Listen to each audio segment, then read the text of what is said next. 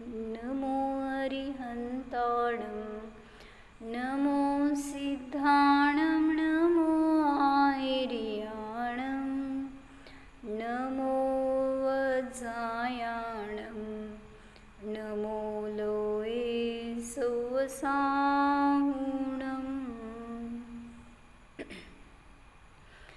अजर अमर विकल विकारी अविनाशी अनंत गुणधाम नित्य निरंजन भवदुःख भंजन ज्ञान स्वभावी सिद्ध प्रणाम ज्ञान स्वभावी सिद्ध प्रणाम।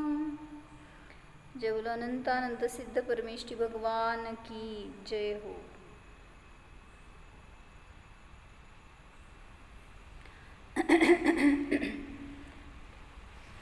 काय सांगत होतो? सिद्ध भगवान स्वयं अनंत सुखी आहेत आणि ते मला माझ्या सुखाचा मार्ग दाखवतात। सगळ्या जीवांना सुखाची प्राप्ती व्हावी म्हणून त्यांनी प्रॅक्टिकली स्वतः सुखरूप परिणमू लागलेत। म्हणजे दुसऱ्यांना दाखवण्याचं प्रयोजन नाही आहे, ते स्वयं स्वतःचा आनंद भोगण्यासाठी म्हणून सुखमय स्वभावाला प्राप्त झालेत आणि तेच आपल्यासाठी म्हणून आदर्श आहेत। जसं म्हटलं, कोणी तुम्हाला माताजी नेहमी उदाहरण सांगतात ना, की जसं बाजारामध्ये एखादी वस्तू तुम्ही खरेदी करायला गेला तर त्या वस्तूबद्दल तुम्हाला जास्त ज्ञान नाही आहे किंवा त्याचा कसा फायदा होतो, त्याचं काय इफेक्ट्स आहेत, त्याचं फळ काय, हे सगळं तुम्हाला माहीत नाही आहे। मग जो विकणारा असतो तो काय म्हणेल की कंपनीने सांगितलं की ही खूप चांगली वस्तू आहे किंवा त्याचा तुम्हाला फार फायदा होईल, त्याचं ड्युरॅबिलिटी जास्त आहे, त्याचं यील्ड चांगलं आहे वगैरे जे पण काय असेल ते तुम्हाला त्यांनी सांगितलं, कंपनीने असं सांगितलं आहे। आणि दुसऱ्या एखाद्या दुकानात गेल्यावर तुम्हाला त्या मालकाने सांगितलं की मी ही वस्तू स्वतः वापरली आहे, त्याचा मला अनुभव आहे, त्याचं मला खूप चांगलं फळ मिळालं आहे, म्हणून तुम्ही ती वापरा, घ्या। तुम्ही कोणाचं ऐकणार आणि वस्तू घेणार हो? म्हणजे जास्त इफेक्टिव्ह कोणाचं? ज्यांनी सांगितलं की मी स्वतः त्याचा अनुभव घेतलाय, असं जो स्वतः सांगतोय त्याचं जास्त शब्दामध्ये वजन आहे ना। बाकीच्यांनी काय केलंय, त्यांनी सांगितलंय परोक्ष म्हणून तुम्ही वापरा असं म्हणलं तर त्याच्यामध्ये एवढं जास्त जोर नाही पडत। मग तसंच इथं पण सिद्ध भगवान काय करतायत, मी आनंद भोगतोय हे दाखवत आहेत असं पण म्हणणं चुकीचं आहे। दाखवायसाठी ते भोगत नाही आहेत। अरिहंत असोत, सिद्ध असोत किंवा मुनिराज असोत, कोणाला दाखवण्यासाठी चर्या करतात, कोणाला दाखवण्यासाठी ज्ञान ध्यान करता येतो? पंचपरमेष्ठी सगळेचे सगळे जे आहेत ते स्वतःचा आनंद भोगण्यासाठी त्यांचं जीवन आहे, त्यांचं सगळं चर्या आहे। म्हणून सांगितलं की त्यांच्याकडं बघून आपण आपल्या स्वभावाकडं जायला पाहिजे किंवा स्वभावाची जाणीव करून घ्यायला पाहिजे, तसा अनुभव करायला पाहिजे। म्हणून म्हणलं की सिद्ध सांगतायत आपल्याला, मी सगळ्यापासून रहित का झालो, कधी झालो, कसं झालो किंवा तुम्ही कसं होणार तसं, हे सगळं आपल्याला सांगून द्यायला लागलेत। म्हणून त्यांचं अनुकरण करणं हे आपल्या हातात आहे किंवा आपल्याला शक्य आहे, ती गोष्ट अशक्य साध्य नाही। म्हणून म्हणलं एक पूजनसुद्धा एक असा मार्ग आहे की ज्याच्याद्वारे आपण त्या पंचपरमेष्ठींच्या निकट राहू शकतो, त्या पंचपरमेष्ठींचं स्मरण करू शकतो, त्या पंचपरमेष्ठींचं स्वरूप जाणून तसा मी आहे ह्याचा अनुभव करू शकतो। म्हणून सांगतायत की पूजन भावपूर्ण करा तर तुम्हाला त्याच्यात आनंदाची प्राप्ती होणार। तर आपण बघत होतो जिनेंद्रार्चनामध्ये पान नंबर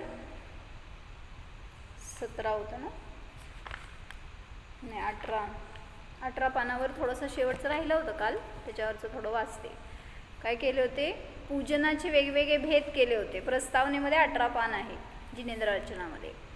कुठले भेद केले? नामपूजा, स्थापनापूजा, द्रव्यपूजा, भावपूजा, क्षेत्रपूजा आणि कालपूजा.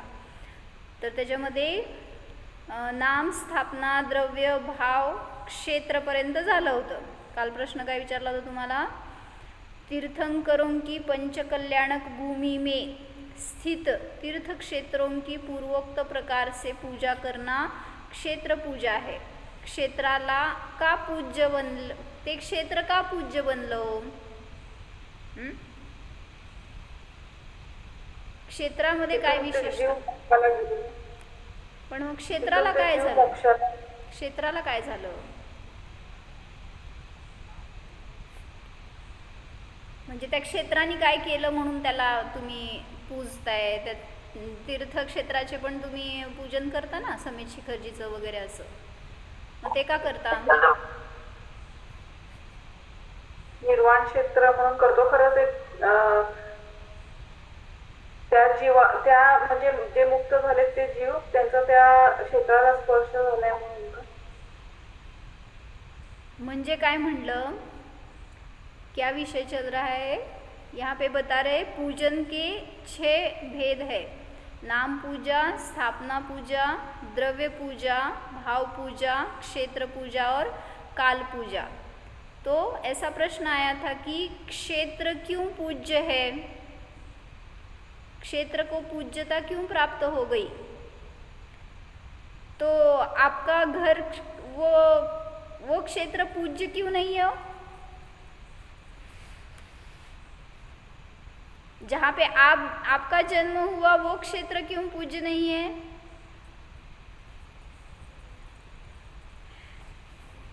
हमने ऐसा विशेष कुछ किया नहीं है. करो ना फिर. तो यहाँ क्या बता रहे? तीर्थंकर के जहाँ जहाँ पंच कल्याणक होते हैं, तो अयोध्या में बताया ना, एक्चुअली नियोग ऐसा है कि सभी के सभी 24 तीर्थंकरों का जन्म अयोध्या में ही होगा. लेकिन ये हुंडा और सर्पिणी का दोष, इसकी वजह से इधर उधर पैदा हो गए वो. और नियम से सभी के सभी 24 तीर्थंकर समेत शिखर जी से ही मोक्ष को प्राप्त होंगे, ऐसा ये सब विधि लिखित है.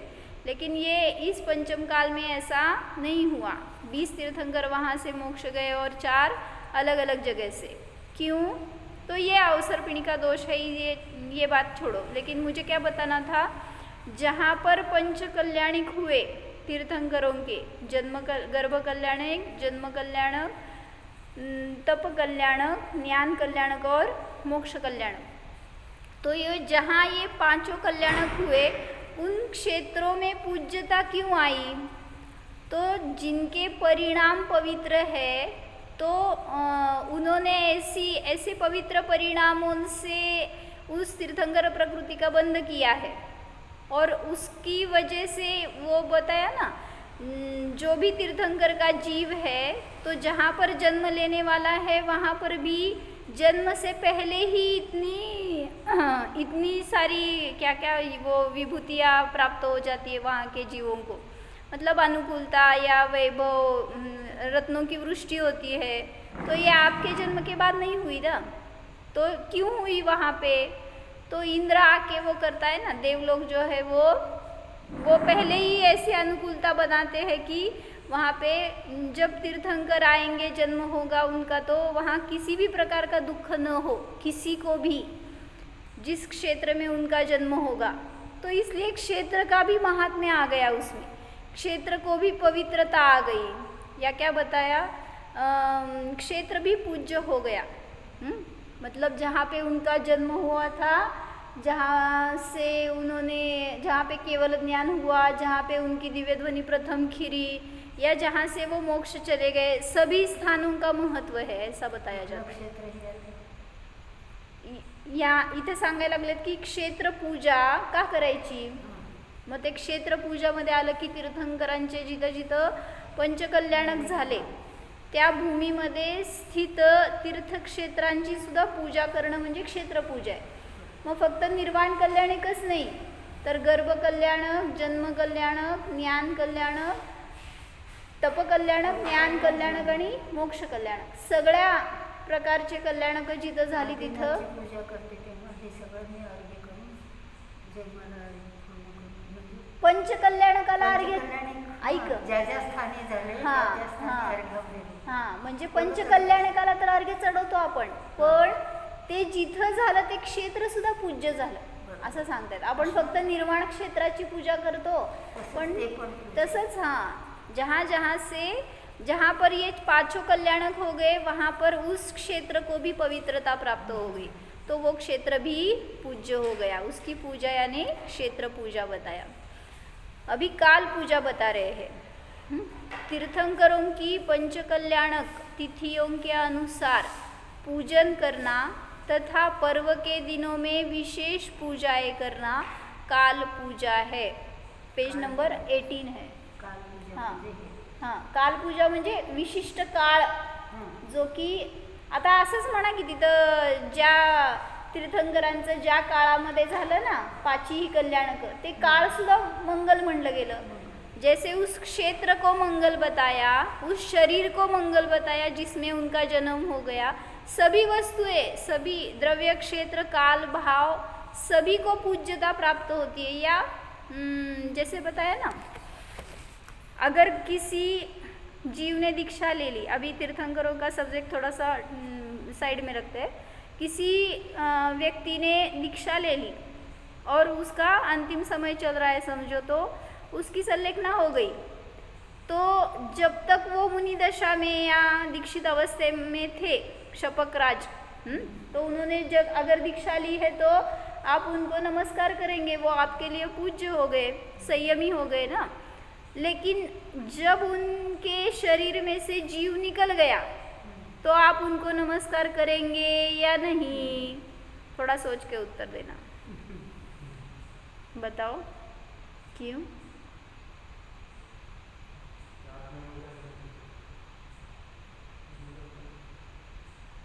क्यों नहीं करेंगे या करेंगे? शिक्षा आंटी बताओ.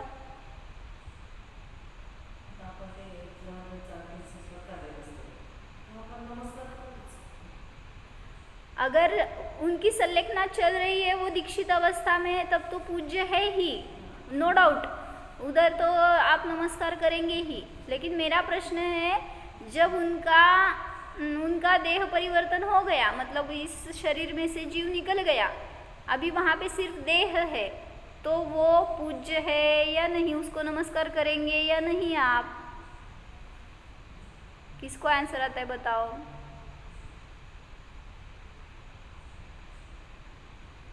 ते डेड बॉडीच आहे की, त्याला कसं नमस्कार?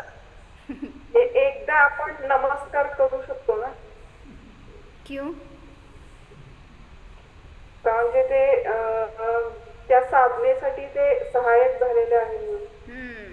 आपण प्रत्यक्ष बघितलंय, जेव्हा सुशांतमती अम्मांची झाली संलेखना त्यावेळेस त्यांना जेव्हा त्या आपण कुठल्याही असू देत, आता अनेकांची आम्ही बघितली अशी की ऐनवेळेस जेव्हा दीक्षा झाली, जेव्हा की त्यांचे अंतिम श्वास चालू होते असे, आणि त्यांना आपण तिथं त्या लाकडावर काय म्हणायचं त्या चितेवर जेव्हा ठेवतो, तोपर्यंत सुद्धा पण एक सांगायचं विधीमध्ये असं लिहिलेलं आहे की जेव्हा तुम्ही त्याच्यावर रचून ठेवता ना त्यांचं देह, तर त्याला प्रदक्षिणा घालायची असते.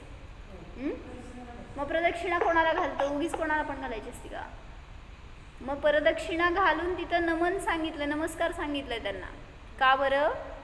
तर त्या शरीराच्या आधाराने त्यांनी संयमाची साधना केली, म्हणून तिथं सांगितलं अशा प्रकारचा संयम मला सुद्धा ग्रहण करायला मिळावा, करावा मी, हे भावपूर्वक तिथं आपण त्यांचा नमस्कार करतोय. पण त्याच्यानंतर परत नाही. ती विधी होईपर्यंत, आता एकदा ते इवन अग्नी लागल्यावर सुद्धा तुम्ही लावल्यावर सुद्धा त्याला प्रदक्षिणा देता, आणि उलटी प्रदक्षिणा असते बरं का तिथं. हां, सगळं अँटी क्लॉकवाईज अशी प्रदक्षिणा असते, जशी आपण भगवंतांना क्लॉकवाईज देतो. पण हां, सगळं जेव्हा अंतिम संस्कार असतात त्यावेळी सगळं उलटी विधी असते. तर जाऊ दे, ते नव्हतं सांगायचं मला सांगायचं होतं की त्याला पण नमस्कार आहे. का नमस्कार आहे? तर त्या शरीराच्या आधाराने त्यांनी संयम ग्रहण केला, साधना केली. हां, म्हणून सांगितलं तशी तपाची संयमाची साधना मला पण हो, ह्याच्यासाठी सुद्धा तिथं आपल्यापेक्षा ते श्रेष्ठ झाले ना. तिथं जरी त्याच्यामध्ये जीव नाही आहे तरी सुद्धा त्या देहाला सुद्धा पवित्रता प्राप्त झाली. मग तिथं आपल्या देहाला झाली म्हणल्यावर तीर्थंकरांचं तर सगळ्याच गोष्टींमध्ये असा संबंध आला. क्या बताया मैंने अभी, जहाँ पर तीर्थंकर जन्मने वाले हैं, इसीलिए तो जिस माता के गर्भ में तीर्थंकर का जन्म होने वाला है उस माता को भी नमस्कार करते हैं आके वो देवियाँ, उनकी सेवा करते हैं. क्यों? माता तो तीर्थंकर नहीं है, फिर उसके गर्भ में तीर्थंकर का जीव आ गया है तो उसको भी पूज्यता प्राप्त हो गई. तीर्थंकर के माता पिता वो भी पूज्य हो गए. ऐसे धर्म के दृष्टि से या संयम की दृष्टि से नहीं, लेकिन वो भी पवित्र, वो भी महान बताए जाते, वो एक भवावतारी होते हैं ऐसे. तो गर्भ कल्याणिक जन्म जहाँ पे हुआ वो क्षेत्र भी पूज्य माना जाता है. उस क्षेत्र में ही उनका जन्म हुआ. क्यों? तो उस क्षेत्र को भी वो महानता प्राप्त हो गई. द्रव्य क्षेत्र काल जिस काल में हुए, जैसे कौन से काल में होते हैं भगवान? हाँ, वो तो है ना, चतुर्थ काल तो है, लेकिन मैं पूछ रही हूँ वीक में 6 डेज है, सॉरी 7 डेज है, तो 7 डेज में कौन से डे में हो गए भगवान? कौन सा डे पूछे है आपके लिए? जिस दिन मेरा जन्म हुआ वो डे पवित्र. ऐसे नहीं है, जिस दिन उनका जन्म हुआ वो काल, उस काल को भी पूज्य माना गया. इसीलिए उसकी तिथि रहती है. जिस तिथि में उनका जन्म हुआ, दीक्षा हो गई या निर्वाण हो गया, सभी के बारे में ऐसे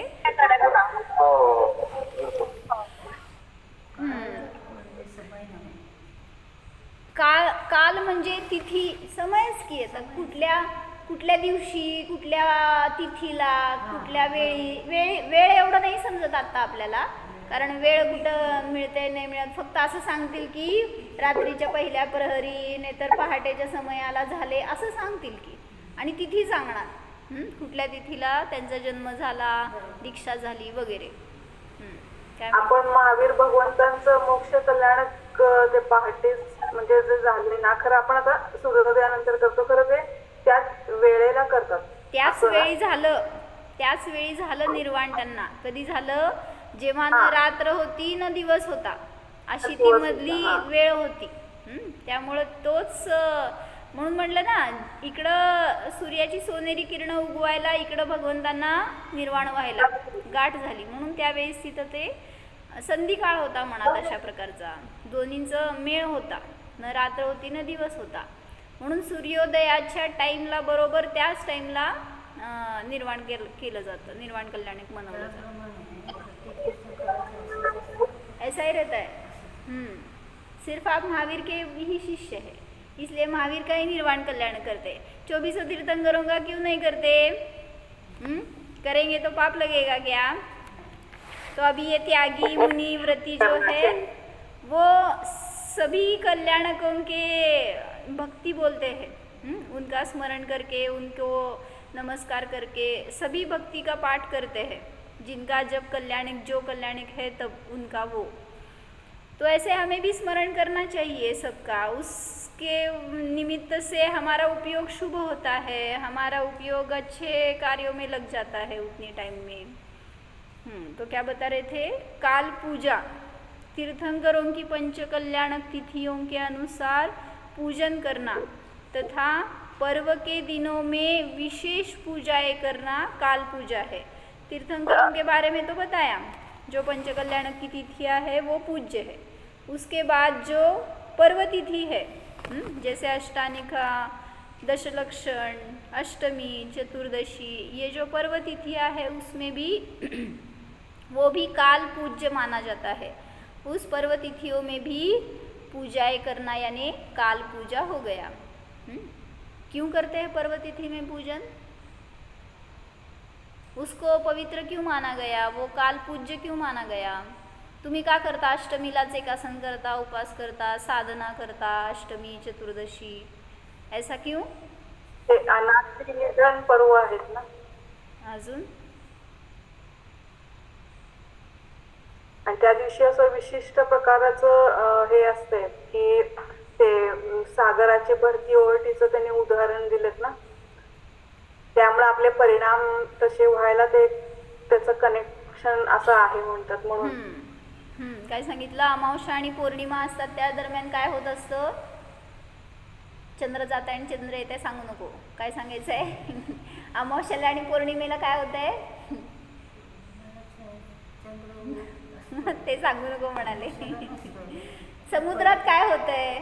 समुद्रात काय होतंय? तर भरती आणि भरती आणि ओहोटी. ओहोटी.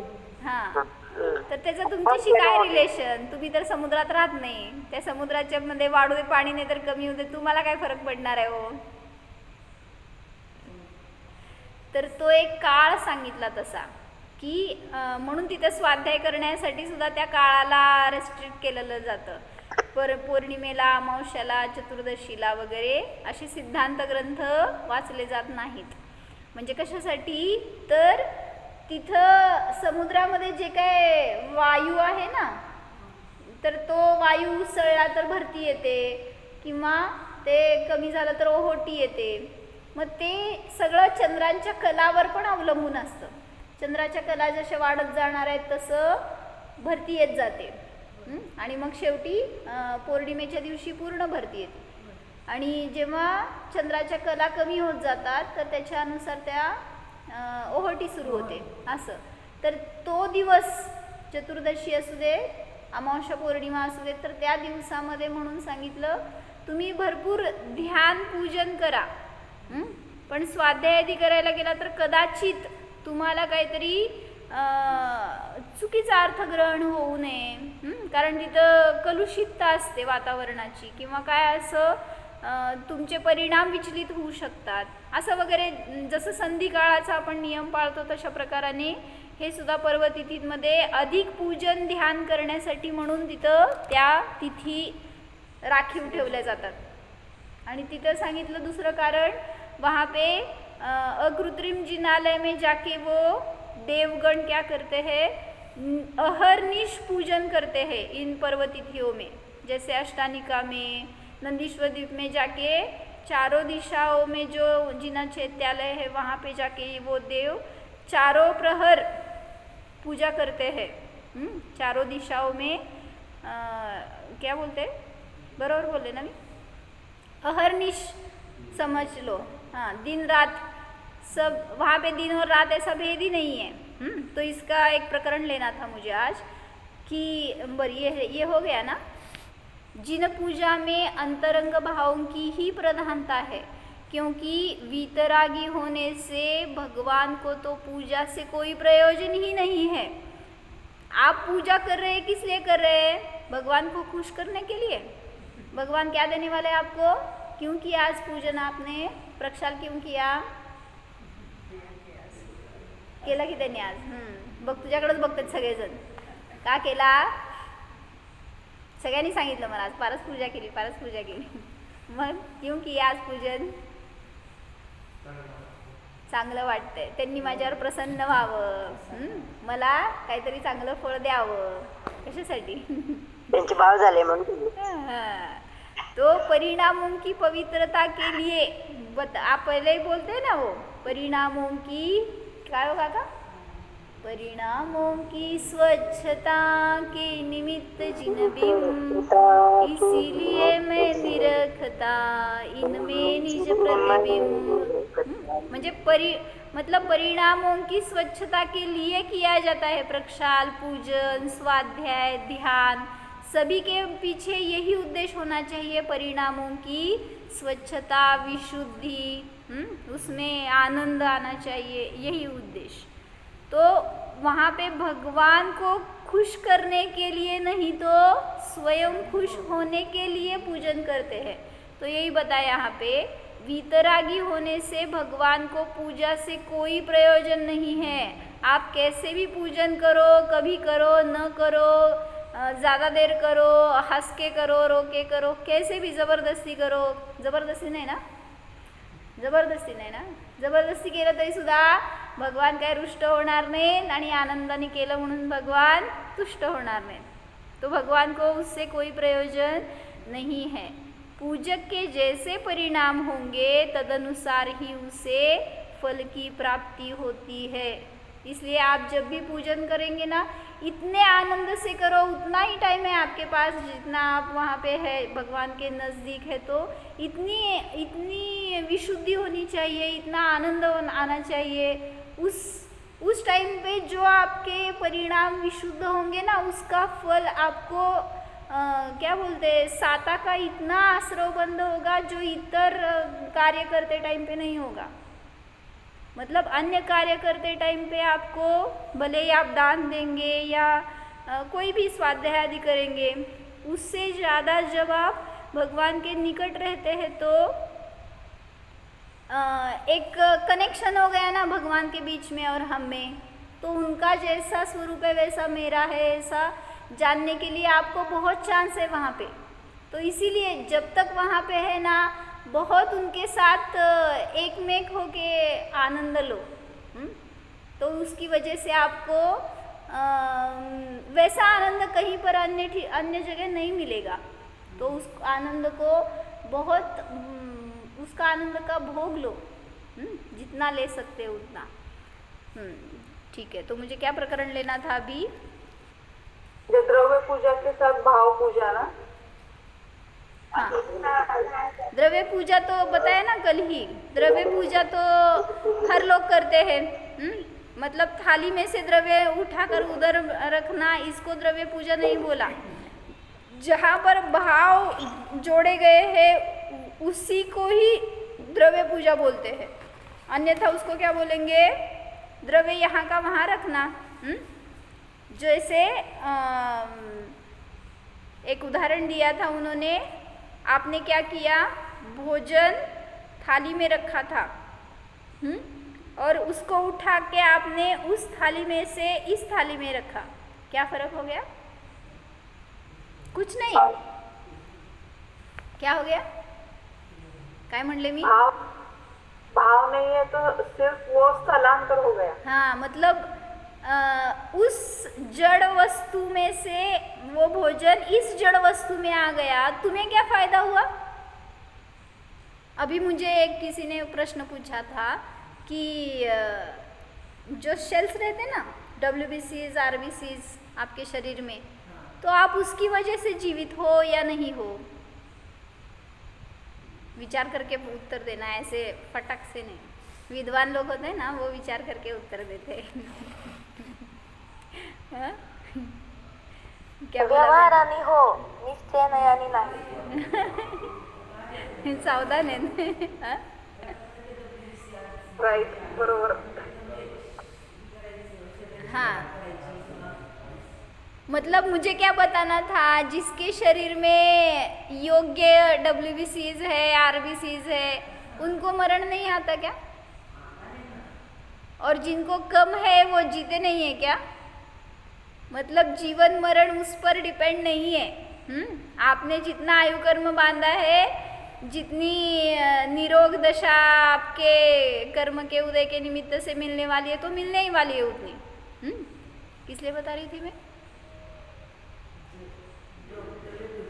हाँ, मुझे एक ने अभी पूछा ना कि WBCs और RBCs ये कम ज़्यादा हो गए तो इसकी वजह से मौत होती है या नहीं होती, उसकी वजह से हम जीवित है या नहीं है. तो मेरा आपसे प्रश्न है कि जो आप खाना खाते हैं, श्वास लेते हैं, उसकी वजह से आप जीवित है या नहीं है? यस और नो? एक अपेक्षा है और एक अपेक्षा नहीं है. तो कैसे बताना कि अगर जीव, हाँ, कौन खाता है वो जो द्रव्य भोजन जो लेते हैं आप, वो कौन खाता है? जीव खाता है या शरीर खाता है? शरीर. जीव नहीं खाता. अभी डेड बॉडी को भी खिलाओ, डेड बॉडी को भी खिलाओ ना फिर. डेड बॉडी क्यों नहीं खाते? शरीर खाते म्हणजे डेड बॉडी खायला पाहिजे नाही. हा. फिर अभी बोलो जीव. उस शरीर के संयोग से जब वो जीव रहता है तो उस हाँ, टाइम उसको ऐसे वो बताना. शुद्धा तुषा की बाधा. हाँ हाँ, जब तक एक क्षेत्रावगाह संबंध है तब तक जीव खाता है. अगर आपने बोला कि शरीर नहीं खाता जीव खाता है तो सिद्ध भगवान को भी खाना चाहिए, लेकिन वो नहीं खाते. इस वजह से ये कंक्लूजन निकाला गया, जीव अन्न हवा या क्या बोलते हैं श्वासोश्वास पानी इस पर जीने वाला नहीं है.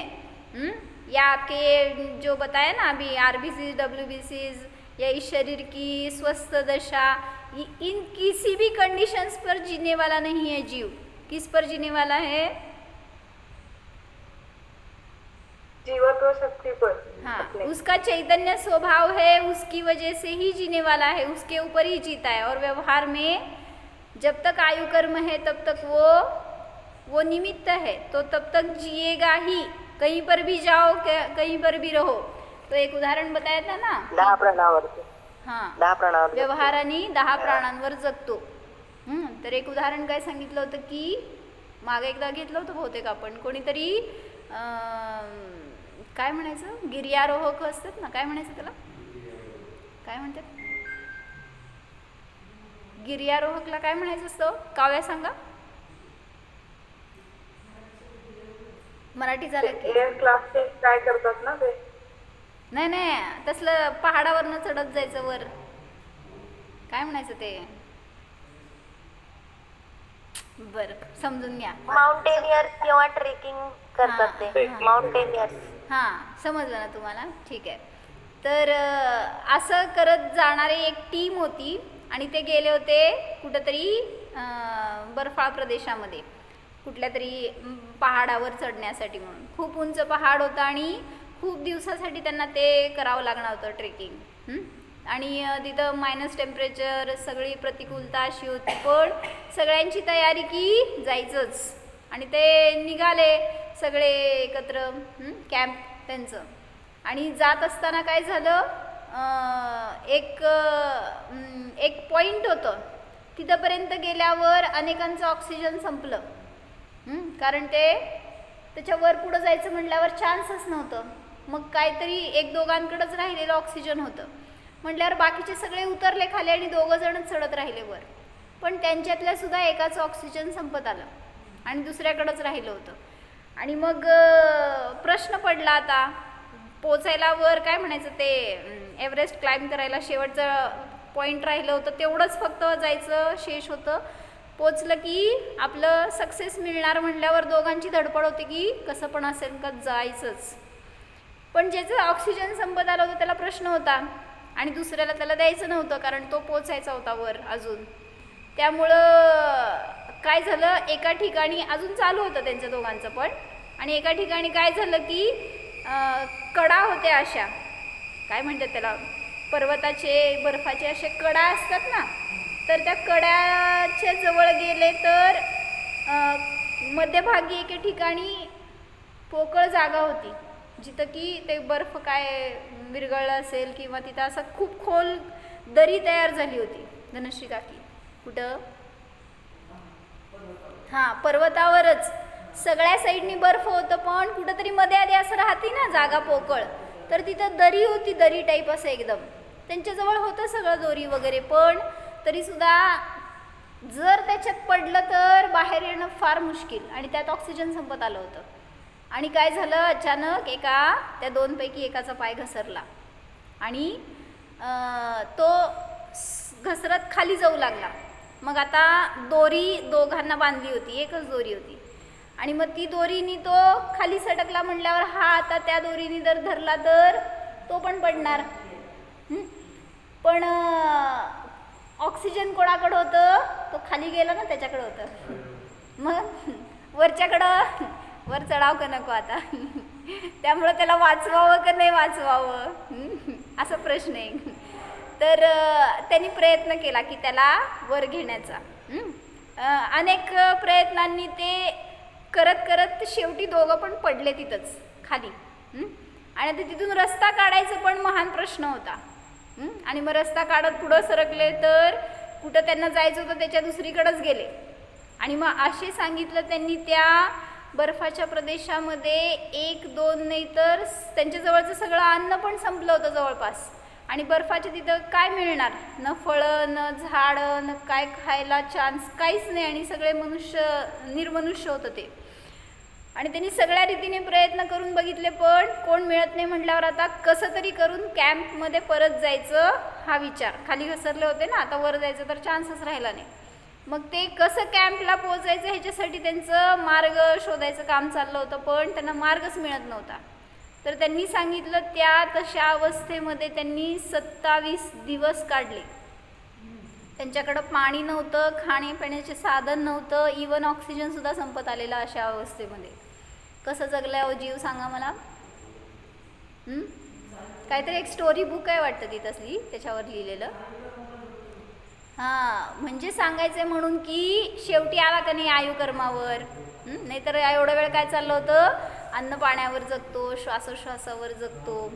म्हणजे जोपर्यंत आयुकर्म आहे तोपर्यंत तुम्ही ह्या कुठल्याही गोष्टी तुम्हाला मिळू देत नाही मिळू देत जगणारच.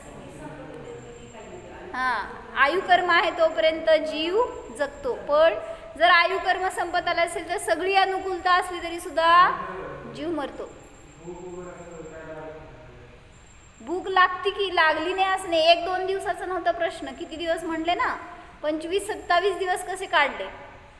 म्हणजे तेवढ्या दिवसामध्ये शोधले की ते सगळीकडं जे मिळेल ते, असं कुठं काय राहिलेलं असेल ते त्याच्यावर भागवत राहिले. पण तरीसुद्धा किती म्हणून त्यांचं पोट भरणार आहे किंवा त्याचं भूक भागणार आहे. म्हणून सांगितलं की खाण्यापिण्यावर जगणारा नाही असं सांगतायत आपल्याला सिद्ध भगवान, अरिहंत भगवान. आणि त्यांच्या जवळ असताना आपल्याला ती भावभासना करायला चान्स आहे. म्हणून म्हटलं की पूजन करत असताना आपल्याला त्यांच्यासारखा मी ह्याची जेवढी अनुभूती घेऊ शकता तेवढं प्रयत्न करा आणि तो आनंद भोगा, तर आपल्या पूजनाला फळ मिळालं. अन्यथा आपण पण नुसतं द्रव्य इथून तिकडं ठेवलं ह्याच्यासाठी सांगत होते. म्हणून आपला उपयोग बाहेर जातोय तो आत घालवण्यासाठी आपण हे पूजन करतो. हो,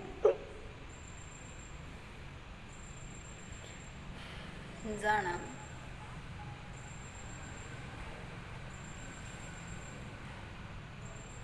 शरीरापासून भिन्न, शरीराच्या रोग आदी अवस्थेपासून भिन्न, भूक तहान आदी दोषांपासून भिन्न, निर्दोष स्वभाव जाणा, स्वस्थ स्वभाव जाणा, अशरीरी स्वभाव जाणा.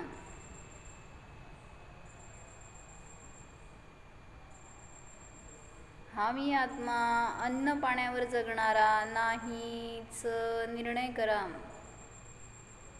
मला जगण्यासाठी परद्रव्याची आवश्यकताच नाही. मी तर स्वाधीन आहे, स्वावलंबी आहे, जीवत्व शक्तीवर जगणारा आहे.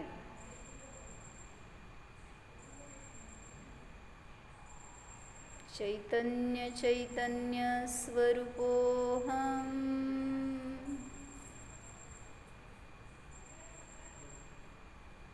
जीवोऽहम्.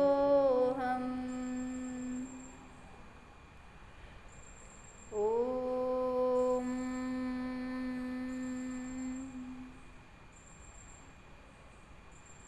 विसर्जन.